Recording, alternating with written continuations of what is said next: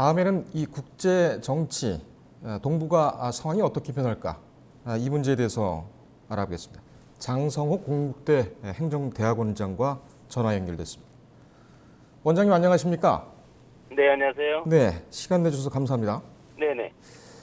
자, 일단 미국은 우려를 표했습니다. 하지만 이것이 장기화될 경우에는 미국이 어떻게 반응을 할까요?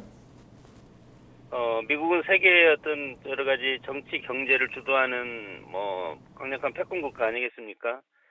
그렇기 때문에 특히 이제 동아시아에서 한미일 안보 동맹 관계에 있던 이 한국과 일본의 이런 무역 갈등이 미국한테는 장기적으로는 도움이 되지 않는다고 판단이 될 것이고, 그렇기 때문에 볼턴과 폼페이오를 통해서 그동안 이번 일본의 수입 규제 이런 것들을 거중 조정하기 위해서 노력을 상당히 했지만, 일본의 여러 가지 이런 강공 전략에 미국이 아직까지는 힘을 쓰지 못하는 그런 형국으로 되어 있고, 그러나 미국도 WTO라든가 이런 어떤 세계 경제 질서 속에서 정치와 경제는 분리돼야 된다는 것이 이런 취지 아니겠습니까?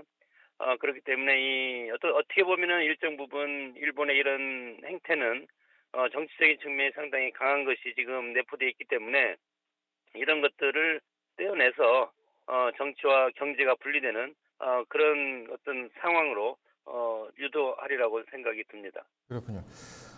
일본이 지금 이 사태를 어떻게 끌고 갈 것인가, 그리고 어떻게 각오를 하고 있나, 이 부분은 오늘 그 경제산업상이 발표를 한 과정에서 엿볼 수가 있었습니다.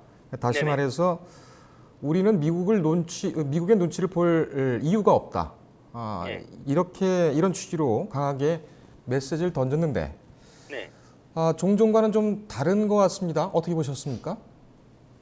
글쎄 지금은 일본이 노리고 있는 것이 지금 저는 과거사 문제라고 봅니다. 과거사 징용 문제 배상 판결 이거와 관련해서 이것이 이제 촉발된 거 아니겠습니까?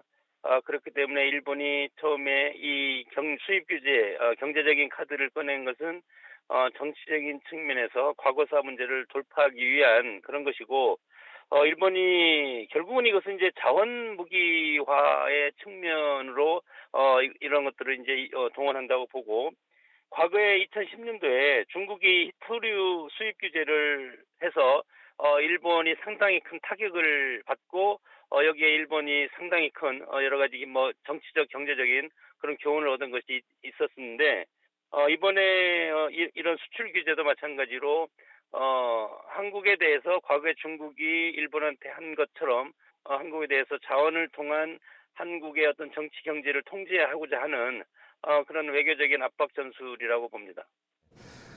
일본은 이 북한을 상당히 좀 의식하고 있습니다. 안보 측면에서. 이 네네. 북한과의 관계는 앞으로 어떻게 전개될 것으로 보십니까? 일단은 강제징용자 문제를 보면은 그때 당시에 일제 36년 동안 만행 중에 일어난 일 아니겠습니까? 그렇기 때문에 이 주제를 놓고 보면 한국과 북한이 같은 어떤 방향으로 일본에 대한 어떤 대척점에 서 있기 때문에 북한도 마찬가지로 일본에 대한 이런 규제에 대해서 상당히 이제 비판적으로 나올 가능성이 크고, 적어도 남북 문제라든가 핵 문제를 제외하고 과거의 한일 합방 문제와 관련해서는 한국과 북한이 같은 입장이라고 저는 생각이 듭니다. 그렇기 때문에 북한도 마찬가지로 일본에 대해서 어떤 강한 비난 성명이라든가 이런 것들을 할 가능성이 크다고 봅니다. 변수로 떠오르는 것이 또 중국과 러시아입니다. 중국과 러시아는 어떤 이득을 얻을까요? 예를 들어서 어떤 한 나라에서 전쟁이 일어나면 주변 국가들이 상당히 큰 경제적인 이익을 얻어왔던 것이 사실이고, 일본이 애초에 수출 규제를 한 것이 세 가지 아니었습니까?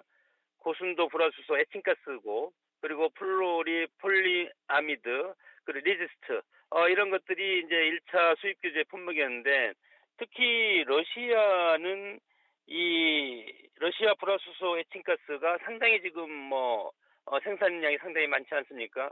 그렇기 때문에 일본에서 수입을 규제한다면 러시아가 1차적으로 상당히 큰 이득을 얻을 수가 있고, 중국도 마찬가지로 그 전열에서 보면은 러시아보다는 이득이 덜하겠지만 그럼에도 불구하고 앞으로 지금 뭐 857개로 지금 수입 규제가 늘어나지 않습니까?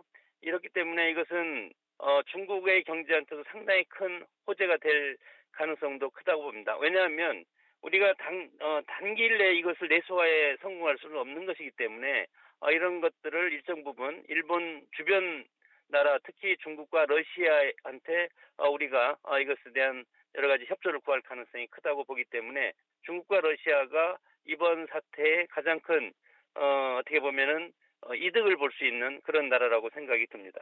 그렇군요. 마지막으로 한 질문만 더 드리겠습니다. 네. WTO 제소가 불가피해 보이는데 이때 또 주목되는 것이 이 회원국들의 반응입니다. 어떤 입장을 보일 걸로 예상하십니까? WTO는 보호무역에서 전 세계가 글로벌 세계화 시대에 맞아서 경제적인 한 지구촌 울타리를 형성한 것이 WTO 체제이기 때문에 자유무역주의입니다. 그러나 수입 규제는 자유무역과 역행하는 보호무역의 가장 강력한 수단 아니겠습니까? 그렇기 때문에 WTO가 만들어진 그런 설립 이념의 정면으로 뭐 대책점에 서 있는 것이 수입 규제다. 그렇기 때문에 WTO에 대한 신뢰를 일본이 깼다고 봅니다. 그래서 WTO 입장에서는 일본의 이런 수입 규제는 세계 자유무역 질서에 여러 가지 역행적인 그런 도발 행위고 그래서 이런 것들을 하루속히 원점 회복해서 자유시장 그리고 WTO 체제의 신뢰를 회복하기를 바란다. 이런 원론적인 입장을 밝힐 가능성이 상당히 큽니다. 알겠습니다. 교수님 시간 내주셔서 감사합니다. 네네 고맙습니다. 예, 고맙습니다. 장성호 건국대 행정대학원장과 전화 나눴습니다.